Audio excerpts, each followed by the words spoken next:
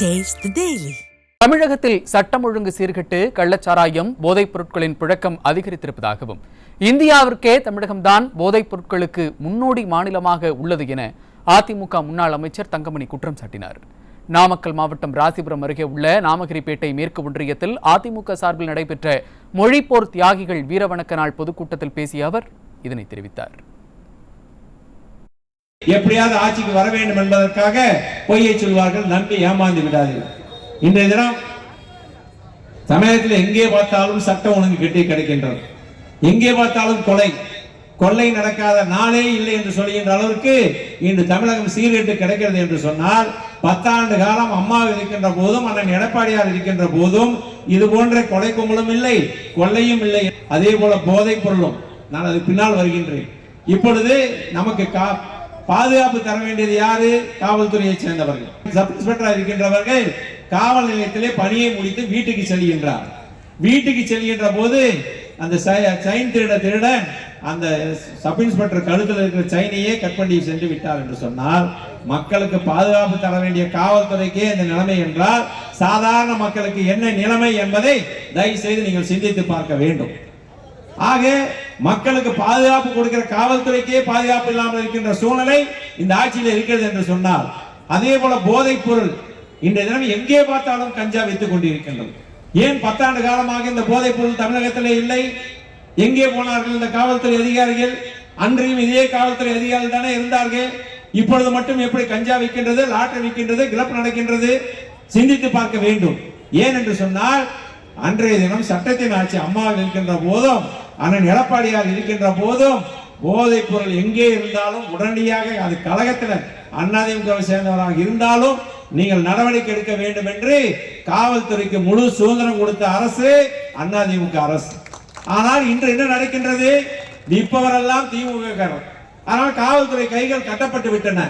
அதனால் தான் எங்கே பார்த்தாலும் கஞ்சா வித்துக் கொண்டிருக்கிறது, எங்கே பார்த்தாலும் லாட்டரி வித்துக் கொண்டிருக்கின்றார்கள், எங்கே பார்த்தாலும் போதைப் பொருள் எளிதாக இன்று தமிழகம் தான் இந்தியாவுக்கே முன்னோடி மாநிலம் என்று சொல்கின்ற அளவுக்கு போதை நிறைந்த மாநிலமாக தமிழகம் உருவாகிவிட்டது என்று சொன்னால், இன்னும் ஒரு முறை அவர்களுக்கு வாக்களித்தோம் என்று சொன்னால், இன்னும் இருக்கின்ற சிறார்கள் எல்லாம் எதிர்காலத்திலே தமிழகத்திலே போதைக்கு அடிமையாகி நம்ம குடும்பமே வீணாக போகின்ற சூழ்நிலை உருவாகிவிடும் என்பதை மட்டும் நீங்கள் மறந்து விடாதீர்கள். என்ன பள்ளிகளுக்கு முன்னால் கஞ்சா வைக்கிறது என்று சொன்னால், அந்த வயதின் காரணமாக சிறார் என்ற காரணத்தினால் ஏதாவது பழகிவிட்டால் அதை எப்படி அவங்களுக்கு நாம் திருத்த முடியும்? டிவியில நீங்கள் பார்த்து கொண்டு இருக்கின்றீர்கள். சாதாரண பள்ளியிலே படிக்கின்ற பையன் கஞ்சா கொடுத்து விட்டு காவல்துறையே அடிக்கின்ற சூழ்நிலை உருவாகிவிட்டது என்று சொன்னால், நம்முடைய குடும்பத்திற்கு நாளை எதிர்காலம் இந்த ஆட்சி நல்ல ஆட்சியா என்பதை நீங்கள் சிந்திக்க வேண்டும். அதே போல கொலை, எங்கே பார்த்தாலும் கொலை நடைபெற்றுக் கொண்டு இருக்கின்றன. கொலை நடக்காத நாளே இல்லை என்று சொல்லலாம். கொலை நடக்காத நாளெல்லாம் கொலை ஒரு நாளைக்கு 4 கொலை 5 கொலை நடக்கின்ற அளவுக்கு இந்த நாட்டிலே சட்டம் ஒழுங்கு சீர்கெட்டு விட்டது. அந்த வகையிலே தினந்தோறும் எங்கே பார்த்தாலும் கொலை நடைபெற்றுக் கொண்டு இருக்கின்றது. அது மட்டுமல்ல, இன்று கல்லூரிக்கு பள்ளிகளுக்கு பொண்ணுகளை அனுப்புவதற்கே பயமாக இருக்கின்றது. சென்னையிலே மிக பிரசித்தி பெற்ற அண்ணா பல்கலைக்கழகம், அங்கே படிக்கின்ற ஒரு மாணவி தன்னுடைய பழக்கத்திற்காக ஒரு மாணவனோடு அந்த கல்லூரியிலே பேசிக்கொண்டு இருக்கின்றார். திமுகவை சேர்ந்தவர் அங்கே சென்று அந்த பெண்ணை கல்லூரி வளாகத்திலேயே கற்பழிக்கிறார் என்று சொன்னால், எங்கே நீங்கள் அனுப்புவீர்கள் கல்லூரிக்கு? எப்படி இந்த ஆட்சியை நம்பி உங்களுடைய குழந்தைகளை அனுப்ப முடியும்? எப்படி நாளைக்கு பத்திரமாக நம்ம வீட்டுக்கு வந்து சேருவார்கள்? கல்லூரியில் இருக்கின்ற போதே அங்கே சென்று கற்பழிக்கப்படுகிறார் என்று சொன்னால், அங்கே கல்லூரி வளாகமே இப்படி என்று சொன்னால், இதை போன்ற மற்ற பகுதியில் எப்படி இருக்கும் என்பதை சிந்தித்து பார்க்க வேண்டும். அதுவும் அந்த கல்லூரி தான் தமிழகத்திலேயே பிரசித்தி பெற்ற கல்லூரி, அவ்வளவு பாதுகாப்பானது. அது மட்டுமல்ல, அங்கே படித்தவர்கள் தான் பெரிய மேதைகளாகி இருக்கின்றார். அந்த கல்லூரியிலேயே இப்படி நடக்கிறது என்று சொன்னால், இந்த ஆட்சி எப்படி மக்களை பாதுகாக்கும், பெண்களை பாதுகாக்கும்?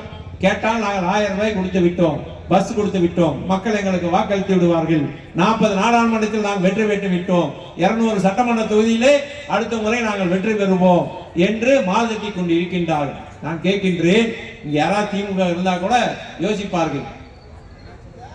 கடந்த காலத்தில் 21ஆம் ஆண்டு நீங்கள் பெற்ற வாக்குகளை விட 6% வாக்குகள் குறைவாக பெற்றிருக்கின்றீர்கள்.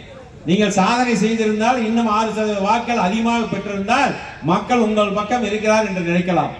ஆனால் அவர்கள் எல்லாம் இன்றைய தினம் 6% வாக்குகள் குறைத்து அதிமுக வாக்கள் அதிகமாக அளித்திருக்கின்றார் என்று சொன்னால் நாடாளுமன்ற தேர்தல் வேறு, சட்டமன்ற தேர்தல் வேறு. நாளைய தினம் ஸ்டாலினா அண்ணன் எடப்பாடியாரா என்றால் தமிழகம் முழுவதும் மீண்டும் அண்ணன் எடப்பாடியார் தான் முதலமைச்சராக வர வேண்டும் என்று மக்கள் பார்த்து கொண்டிருக்கின்றார்கள்.